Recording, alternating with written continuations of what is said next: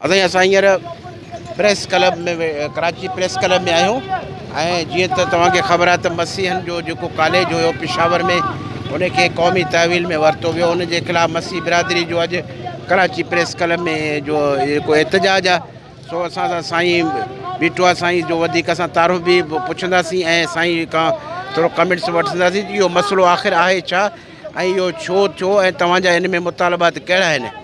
साईं सभ खां पहिरीं पंहिंजो तारुफ़ कराइजो। साईं मुंहिंजो नालो जमालुद्दीन राजपूत आहे। सिंध धरती जो पुटु आहियां, वासी आहियां ऐं सुजावल सां मुंहिंजो तालुकात आहे ऐं क्रिश्चियन पीपल्स अलायंस जो सूबाई सदर आहियां। ॻाल्हि हीअ आहे त पाकिस्तान ठहिण खां पहिरीं मां उर्दू में ॻाल्हायां। भली जी तव्हांखे वणे को मसइलो कोन्हे, भले जेको तव्हां आसानी थिए मतलब तव्हां पंहिंजा ख़्यालात जी आराम सां पेश करें। Thank U. पाकिस्तान बनने से पहले मसीही अदारे जो हैं वो पाकिस्तान में मौजूद थे। पाकिस्तान में मसीही कैथलिक स्कूल कॉलेजेस इन्हों की बदौलत कायदे आज़म से लेके और आज के वज़ीर आज़म तक सब मसीही अदारों से पढ़े हैं।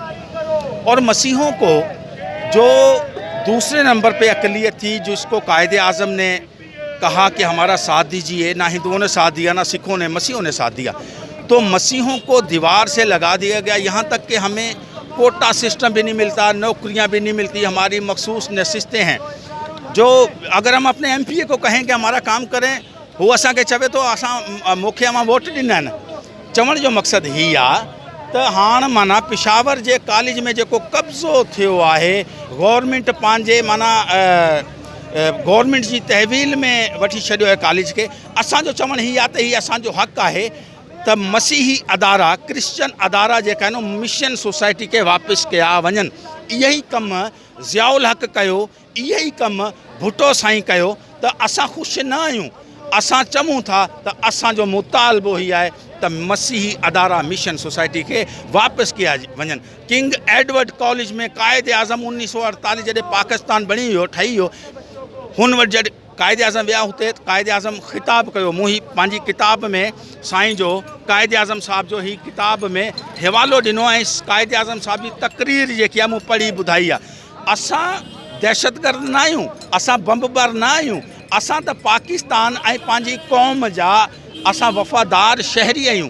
त असांजो मुतालबो इहो ई आहे त मसीह अदारा वापसि असांखे खपनि, असां ते ज़ुल्म सितम बंदि कयो वञे। वॾी महिरबानी, शुक्रिया। जी त दोस्तो तव्हां साईं जा ख़्यालात ॿुधा।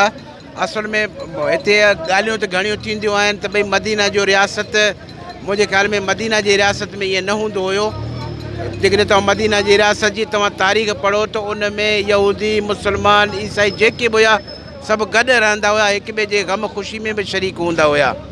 ऐं अॼु जेको पाकिस्तान जे अंदरि मसीहनि सां कॾहिं हिंदू बिरादरी सां कॾहिं मुख़्तलिफ़ जेके मसीह आहिनि उन्हनि जेकी अक़लियत आहिनि उन्हनि सां जेको ज़्यादती कयो वञे थो इन्हनि जो अज़ारो थियणु खपे।